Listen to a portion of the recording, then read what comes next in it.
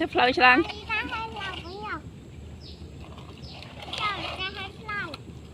What? Oh my god.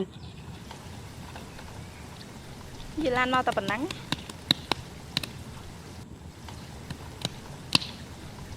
À, lạ hết. No. Nè, ai cái trăm cái ạ. Ba tao mà.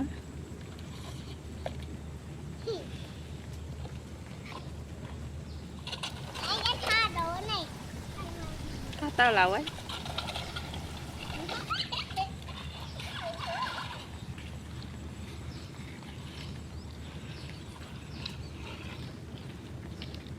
Let's go.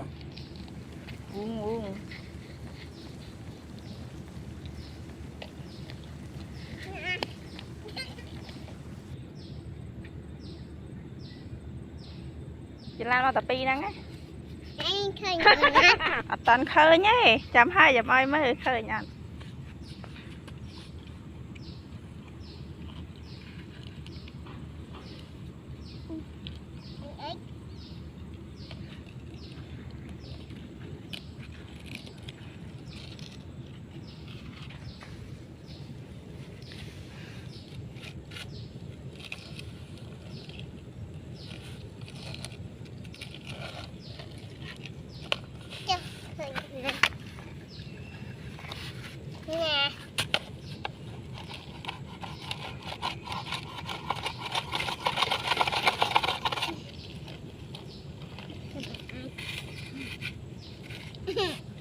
Chê vậy nghe khỏi sẽ đập nè.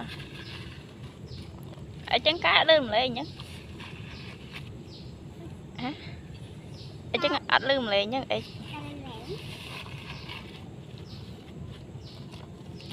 Tông. Tận pin thằng năng.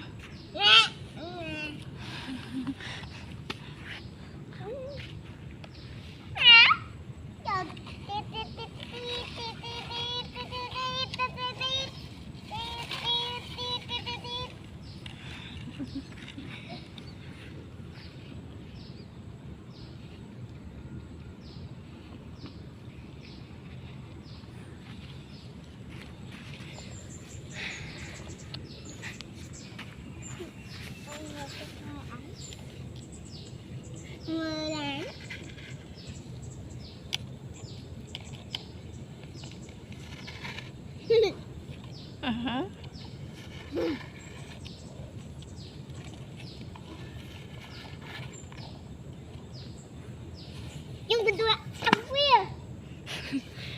Trắng. Nhưng ăn quê. Ta cay lứa ăn đặt mà trơn nữa. Chích bánh nấu. Sắp. Bánh ngay. Bánh ngay.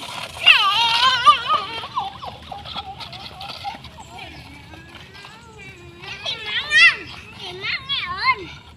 Tìm mắm. Tìm mắm. Ha ha sao không? Tìm mắm nè. Ha sao không? Thế phơi cho lăng.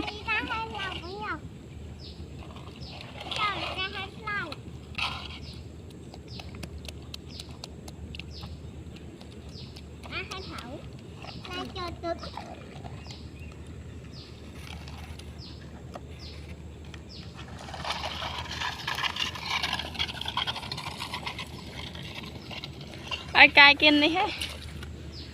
Nè, ăn kia nè, dọn. Bà ăn kia nè.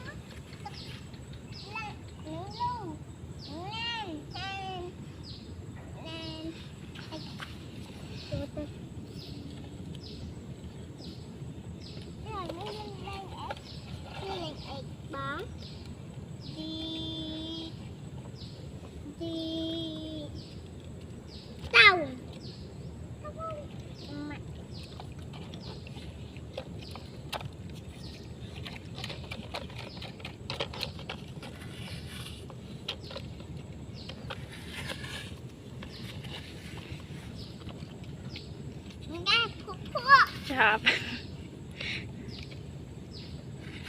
ta đã mong cái chanh á tao hộp bài á Cam ba đi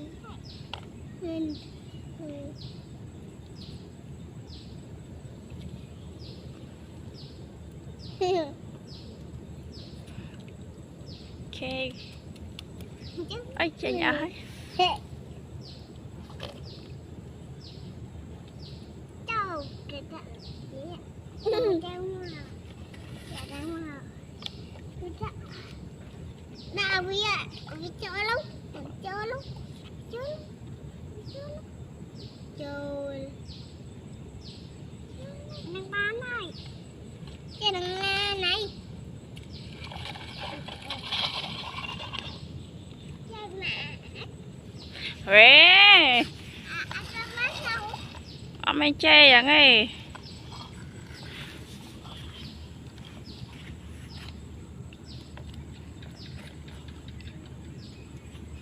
mà tao không mai mà ăn mạ tao nè đấy đâu mong cái nhà bài ấy chị lang mọ ấy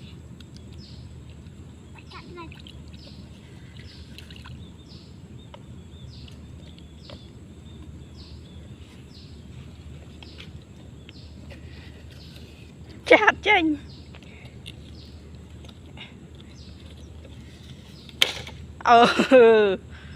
bà Linh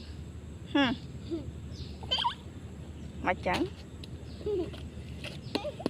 chọc hảo chiên hạt mi pli hào máy hôn chui